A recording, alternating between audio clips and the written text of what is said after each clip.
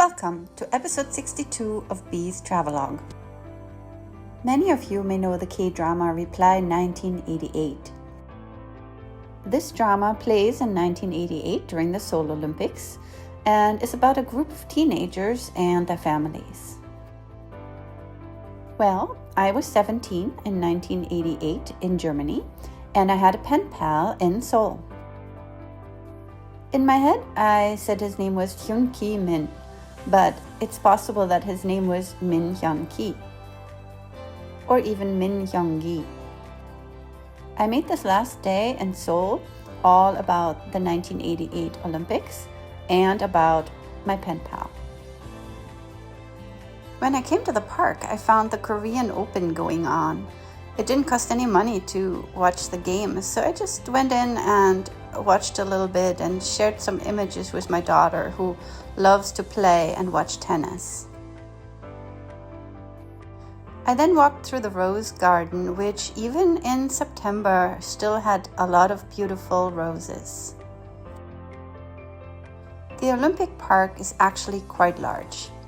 I had entered from the eastern side where the metro station was, and now from the rose garden I walked westward toward the main gate.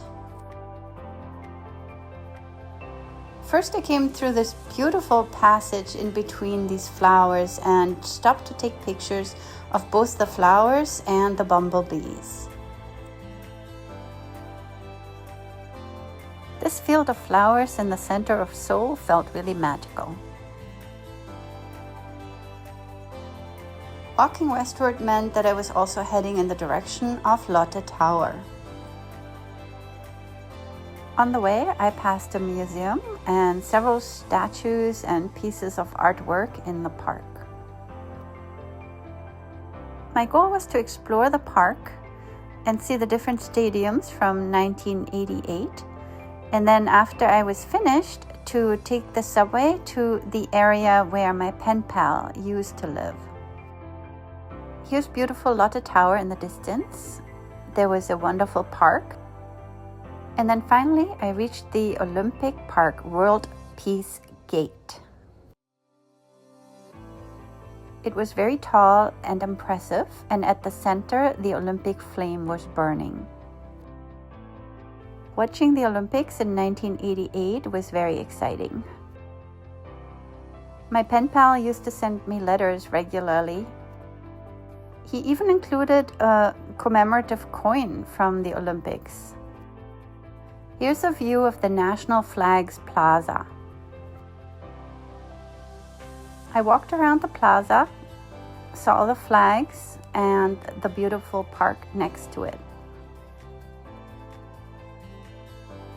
I was looking for the fortress that was located in the park, but I'm not really sure I actually ever got to the fortress itself.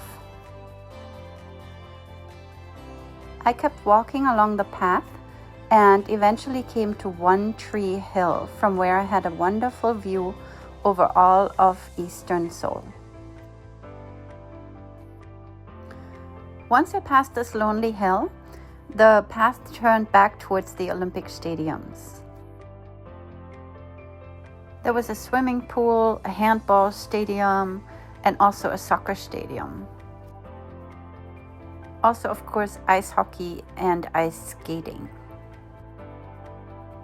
I didn't walk inside any of the buildings, I just walked outside, and I was looking to head back to the tennis open to get some lunch. I don't have much memory of the Olympic Games. I remember the tiger as the mascot. I sort of remember some feelings from the Olympics, but I don't remember seeing any of these stadiums in particular. But I kept thinking back to my pen pal and wondering if I would find him. I had brought a letter and his address from 1988, and I was going to see if I could find it. I was thinking that if he had moved away, that perhaps his family was still there, or that maybe there would be neighbors that would remember him.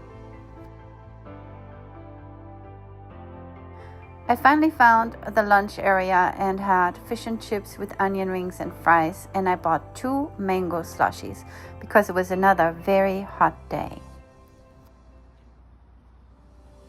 While I was watching a few more tennis rallies, I noticed big clouds forming overhead and thought that it was time for me to leave.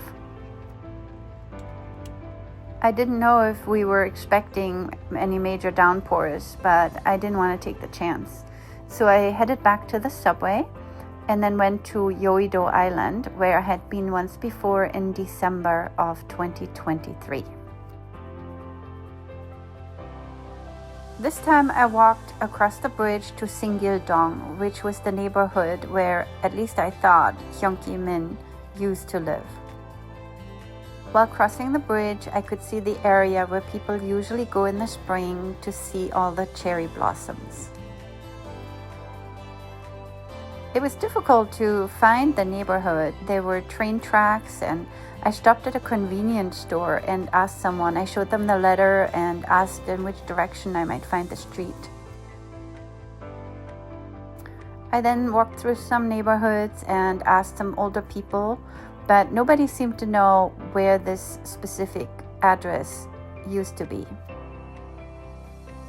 I was really tired and the weather was not looking good, so I finally went back home to my Airbnb. It was my last night in Seoul, and the next day I was taking the KTX back home to Mokpo. After I checked out, I just walked to the train station. Along the way, I found this raised bridge with a garden or park on it and took a few pictures and then headed to the KTX. This was my last visit to Seoul. After this, I spent more time in Mokpo and Namak, and then went to Busan in October.